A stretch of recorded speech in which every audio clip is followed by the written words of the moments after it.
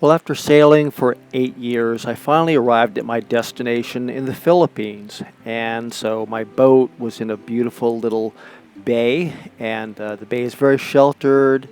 It's considered to be a hurricane hole, so that in the case of a typhoon, you're pretty safe there. There are moorings, lots of boats, there's some restaurants, and it's really a pretty nice little place to be. And it was also a place where I could work on my boat and have work done to it, because it had been about 5 years since I had last had the boat painted, and it badly needed to be painted. They do it a little bit differently here in the Philippines, at least in this part of the Philippines, and they use the tide to get access to the bottom of the boat in order to paint it. So I did that, but this is a view of the bay. It's a very tranquil place. There's lots of sailboats and very peaceful at night. Not too many people around me, though. It was part of the bay that most cruisers didn't go to. Now, to get to my boat, there was a rickety little bamboo bridge, and you pass the intertidal, the mangroves, and see the bancas. And there's this dock, and it's also a restaurant, and it's also the place where you have your boat worked on. So here's my boat, and I drove it in there at high tide, and then the guys put some bamboo supports out, and as the tide went down, they began to work on the boat. You can see that it badly needs to be painted, because when I was in the mangroves for 3 months as a result of a typhoon in Fiji, the paint got really badly scratched up, and the bottom had never been painted since then. So I really needed to do some work. So this method of doing the bottom painting, and also the sides where you see the white, that's the called the top sides in the deck, and that really needed to be painted. So we let the water rise and fall and tried to do things while the water was down. It's not the best way to paint a boat, but it's pretty cheap, and it does get paint on the boat. I'll probably have to do it again pretty soon, but just to get stuff done, it was really nice. And the guys worked. Sometimes they worked at night if the tide was low at night. And I lived in the boat while it was there. I had some cats visit me once in a while. And it was also close to the restaurant and bar, which was a nice thing, so you could always go over and have a beer. So we began by sanding down the top sides, and then eventually it was painted with white paint. And then the bottom, there was 2 coats. The first coat was blue. Second coat was black, so that you can tell when the first coat wears off. And so things progressed, and finally I was back on the mooring. And about this time I ran into a guy actually on the bus. His name is Arnold, and he was really my first friend in the Philippines. He was very helpful, meeting people, and just kind of getting connected with the community and things like that. And he invited me to his home, and I invited him out to my boat. And we also had a meal at the place where I was staying. His wife joined us. Her name is Aletta, and she's a school teacher there. And so the two of them, as I said, were very helpful, and I really needed someone to kind of as a liaison to the Filipino people, and they really were very helpful. So about this time, I knew I needed to have some motor or some vehicle, so I bought this motorbike. And Arnold and I did a road trip. We went across the island and went up into the uplands.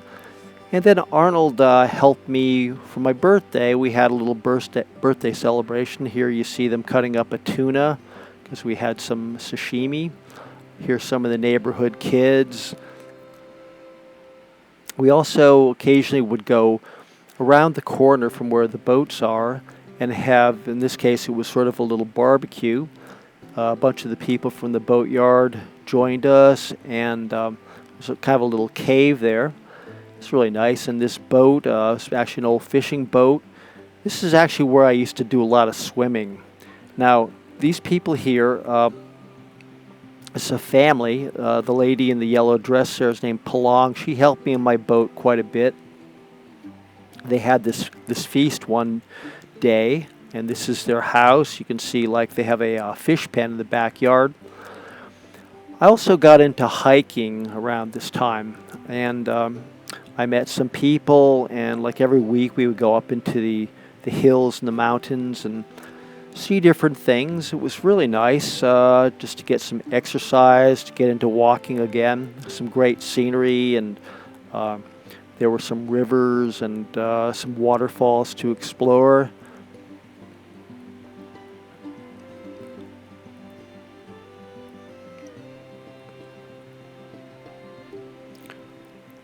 Also some lakes up there.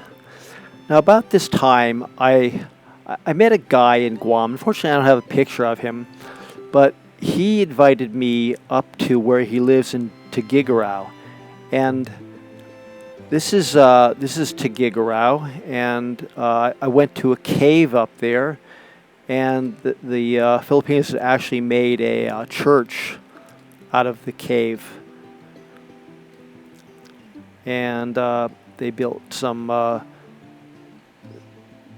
There's a statue of the Virgin Mary there. There was just kind of natural lighting because there were sort of holes in the ceiling.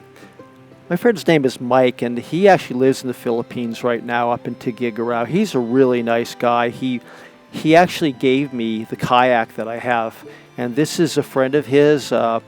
We took a tour of the kind of the countryside around Tugigarao. And so when I finally got back to Dumaguete, where I was living, this is a statue right on the boulevard of Tugigarao. The Catholic Church is very big there, of course. Did a little bit of sightseeing around Dumaguete, and I stayed at this place called the Cuckoo's Nest, a really nice spot, actually not far from where my boat is. So every day he'd kind of end the night, just was very calm. But I had been living for a long time on my boat, and I felt like I had to live on land.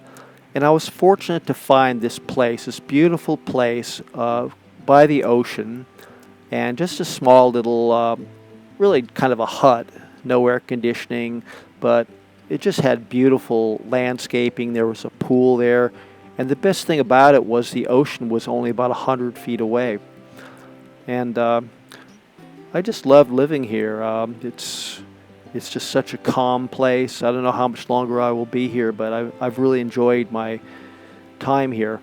Now about this time I met a really wonderful lady. And she's a friend of mine. Her name is Jen. And she kind of joined me, and we started going out and going on little hiking trips together. And she came out to my boat, and things have just been great. I've known her for about 7 months now, and we've been out sailing together, and she's really good in the water. Here you see her in the little pool at the place that I'm living at, and we'd spend some time in the pool, and then we go into the ocean and just go swimming or snorkeling.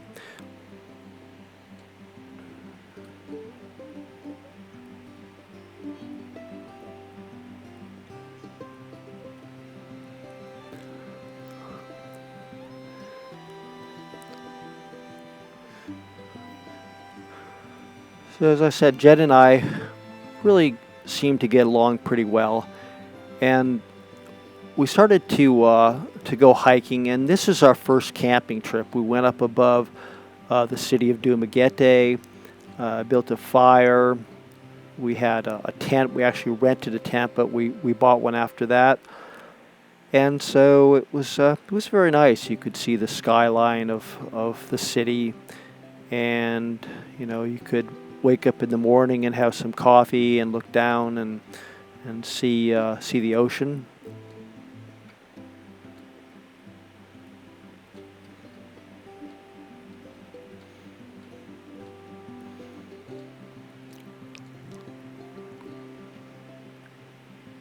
So we also went out on a trip to a nearby island called Apo Island. I went diving, and Jen went snorkeling. She was just getting into snorkeling at the time, so she wasn't that great of a swimmer to begin with, but she really picked it up very quickly.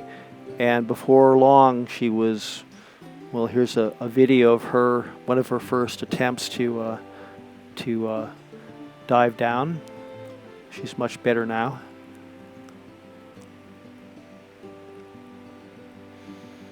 I got her these fins initially. They're pretty small, and I don't think they weren't quite big enough for her to get down very easily. But I showed her a few techniques, and now she's actually dove down to 45 feet, which is pretty good for somebody that really hasn't been in the water that much.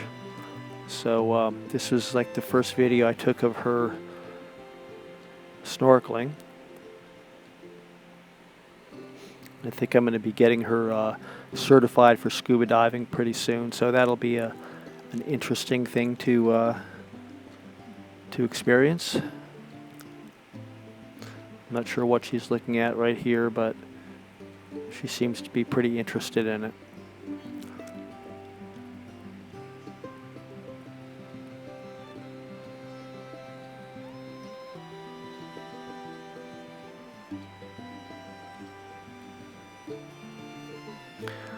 So close to where we live, there's a marine sanctuary, and here's Jen looking at some fish. These are spade fish, and they're quite tame because you can't fish or spearfish there, so they like to they'll let you approach them. There's a few places around our house. This is one is up in the mountains, and it has sort of a natural stream that runs into this water park, and very nicely landscaped. Very refreshing place to go on a hot day. So another thing that we did, we went to another island called Cebu. This is my friend, and here we are, like above Cebu City, and here we are at a French restaurant. And we did a hike there also. We did a hike to some waterfalls, and that was quite nice. Ran into some friends that I had met about a year previous when I went to Cebu. These are some friends from back in the bay where my boat is. And this is one of the little mangrove creeks that you can go up. And it's very nice, cool in the heat of the day to go in there. Another place that we go to a lot are some hot springs called Baslai Hot Springs, and here I am. This is actually a stream that has hot water, and this is a pool that they've kind of diverted hot water into. And there's even a freshwater waterfall there. I mean, a cool waterfall. And we also went to the lakes. These are called Twin Lakes, and it's also a national park. It's really a great spot. It's you can hike, and there's picnic tables set up and places where you can, just relax and enjoy the day.